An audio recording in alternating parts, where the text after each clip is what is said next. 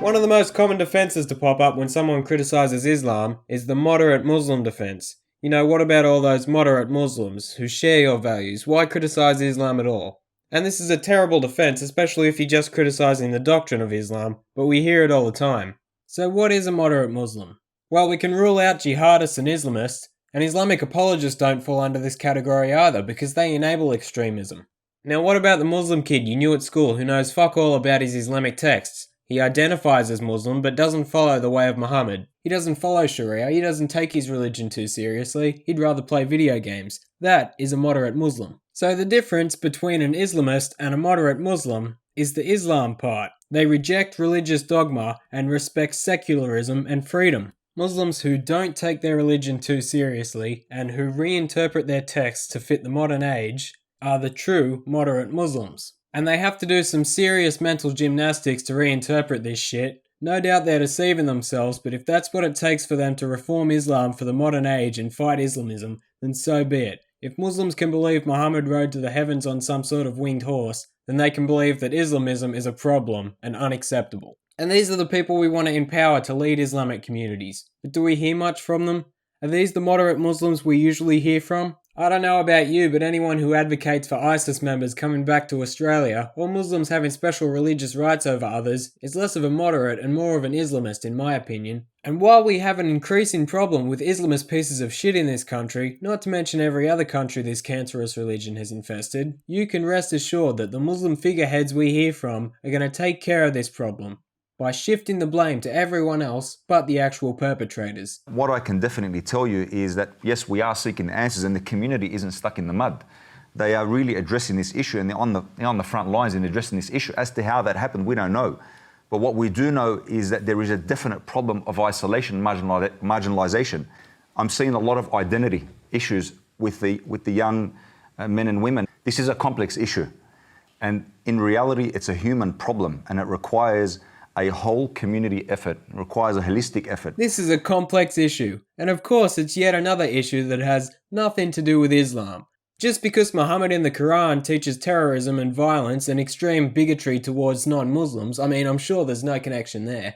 But it is the fault of the West and non-Muslims. It's important to remember that Australia is bad. They make some Muslims feel isolated and marginalised, although Muslims that aren't insanely obsessed with their religion seem to do fine. Anyway, back to fuck Australia. Isn't this country just the worst? It makes Aboriginal people feel marginalised too. In fact, there are many groups in Australia that feel marginalised and say they're struggling with identity. Then again, it does make you think, out of all these groups, why is it only the Islamic community that breeds this kind of extremism? And why in Islamic countries where Muslims are the overwhelming majority do we still see this problem?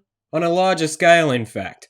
Could it maybe have something to do with Islam in its current state? Well, thinking about it with common sense is no fun, then we can't blame Western societies and police. I mean, we all saw the example of the boy and the clock in the United States. He was arrested because he brought a clock to school, and there was so much scrutiny there. Yeah, so much scrutiny. Here's what his clock looked like. And when you think clock, this is really what comes to mind, isn't it?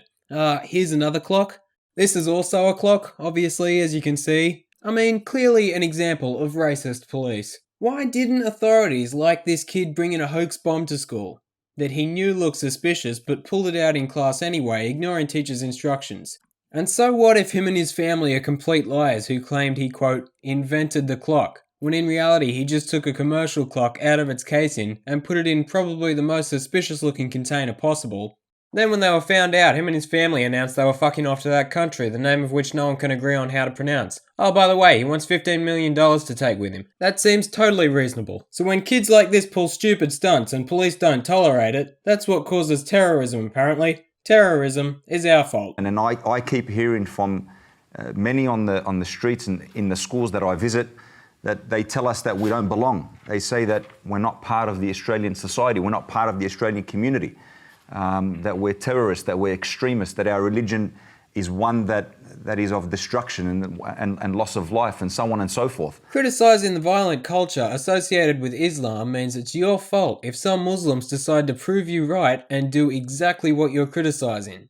We can't hold Muslims to the same standards that we hold absolutely everyone else. Rather than expect Muslims to obey laws and not go insane or kill people when they are offended, we have to treat them like some sort of wild animal and not do anything that might anger them. How progressive.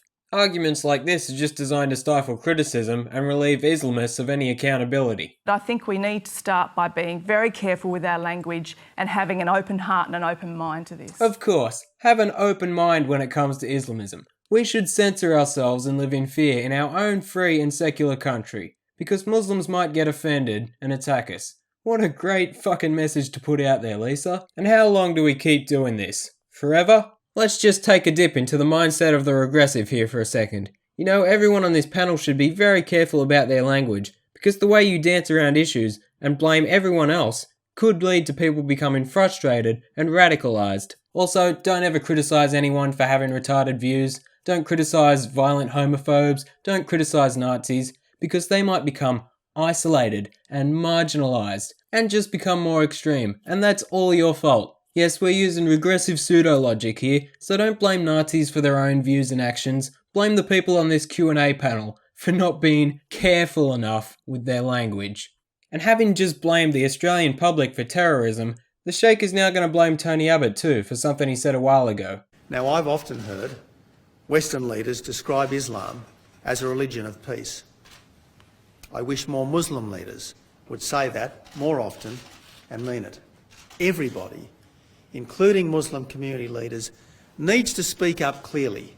When you have somebody who says, you know, we want Muslims to say it, talk about peace and mean it, it's very, very hurtful, and it makes my job far more difficult. And I mean, these are the differences. Oh no. Now why would Tony Abbott say that? Why would anyone say that about Muslim leaders? Our faith teaches to withhold our hands from the breaking the branch of a tree, let alone taking the life of a human being, which equates to taking the life of humanity. And saving the life of one amounts to saving the life of all. These are bedrock principles. Ah, that's why. It's because they're not sincere. If they were, why would they need to lie about their religious texts? Taking the life of a human being equates to taking the life of humanity. Let's take a look at the Quran verse he's referencing. So it does more or less say that, only there's a little part he neglected to include. Whoever kills a soul, unless for a soul, or for corruption done in the land, it is as if he has slain mankind, yada yada yada. This verse states that killing is okay in the case of acts of corruption. And you'll notice this verse is recounting what was said to Jews. But let's assume it also applies to Muslims. So if we're to believe that this is aimed at Muslims, then we have a very good idea of what corruption means. Any act not complying with Sharia is viewed as corruption in Islam. And I'm interested, let's read a little bit more to see what a good example Islam sets. If we go to the very next verse, Surah 5 verse 33, we see this. Indeed, the penalty for those who wage war against Allah and His Messenger, and strive upon the earth to cause corruption, is none but they be killed, or crucified, or that their hands and feet be cut off from opposite sides. Wow, what a peaceful religion. But don't worry, because if you get on your knees and grovel, Allah is forgiving and merciful. Have you figured it out yet? Most of these so-called moderate Muslims that we see in the media are in fact Islamic apologists. They don't deserve to be called moderate, they're not reformers. They're apologists. They talk about peace, but they don't mean it. Why else would they have to lie to you? They don't want to fix anything. They just want to deny there are any problems with Islam and shift the blame to the West. This guy thinks the Grand Mufti is a great man, says his messages are very positive. You have to look at the Mufti's messages that he's putting out, which are very, very positive. This is the same Grand Mufti who gave a piss-weak condemnation of the Paris attacks and blamed them on Islamophobia. His reaction was to condemn everyone else. And while pushing to silence opposition towards Islam, he stresses that his but Tahrir's freedom of speech is very important to him. That's the Islamist group that support ISIS. In order to avoid talking about the problems in Islam, these people will blame the West for anything. Absolutely anything. In fact, apparently calling de-radicalization exactly what it is problematic. Terming a program de-radicalization, you by default sideline a massive element of people, a massive amount of people. It's called de-radicalization. Apparently Muslims can't face reality, and we have to treat them like children and use special bullshit terms. Fuck this guy. These are not the Muslims that we want leading the Muslim community. They're setting a horrible example. And by the way, what a disgusting panel this was. I mean, my understanding of the Muslim religion is it's a religion of peace. Not one person on this panel with a counter perspective. Nothing but blind support for Islam and placing blame on Australia. Fucking garbage. The verdict had more productive discussion than this. But in the prevention space is working with community leaders and working with families to say, how do we stop... That's just empty rhetoric. What does that mean in practice, working? That's something politicians say, and I'll tell you what, it doesn't count for a row of crackers. And it pains me to say, in Western Sydney there is a Muslim problem. They turned on the country that gave them And that's saying something, because it was basically a few minutes of people yelling over each other and nothing more. Still, at least it didn't consist entirely of regressive shitbags spouting the same rhetoric that's used by Islamists. See, Islamists try to spread the idea that you shouldn't criticise Islamism or jihad, or Islamists will attack you and it's your fault. They use other buzzwords like socioeconomics and marginalisation. They try to package it nicely with a pretty bow, but at the end of the day, that's their message. And that's where another party comes in. Social justice warriors. Regressives, useful idiots, degenerate hippie fucks, whatever you want to call them, they are partners to extremism.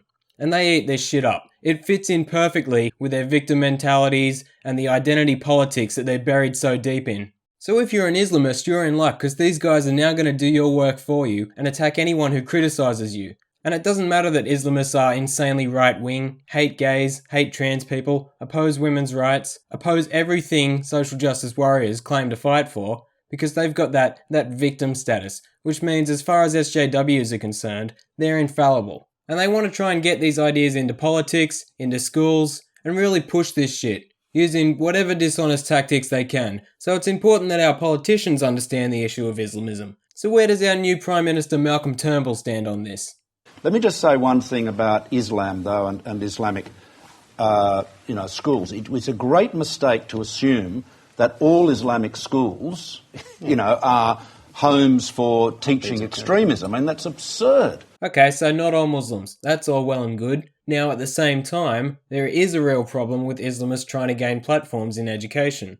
There is extremism being taught in Islamic schools, and even teaching kids that Muhammad is the infallible, perfect example of a human being to be followed without question is very damaging. And I presume Malcolm's now going to recognise this, the fact that there are still issues with Islamic schools. I mean, Islam is an ancient religion of great scholarship. I mean, for heaven's sake, much of our learning and culture came to us from the Muslims, just like, our whole system of numbers and much of the learning of the ancient Greeks only survived because of the Arab scholars. Nope, he's gone completely the other direction and is just pandering.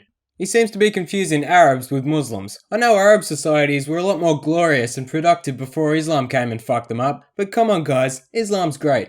Let's give credit to those jihadi invaders for keeping some of the work of the Indians and Greeks. I guess it's the least they can do after, slaughtering and raping and enslaving them. Seems Malcolm is actually trying to tell us that there's value in teaching this worthless religion. I'm sure all the Islamists that want to push Islam into public schools are over the moon right now. Don't be surprised if you start hearing a lot of talk about introducing Islam in schools so people better understand Islam to combat Islamophobia. And this attitude plays into Malcolm's new softer approach on Islamism.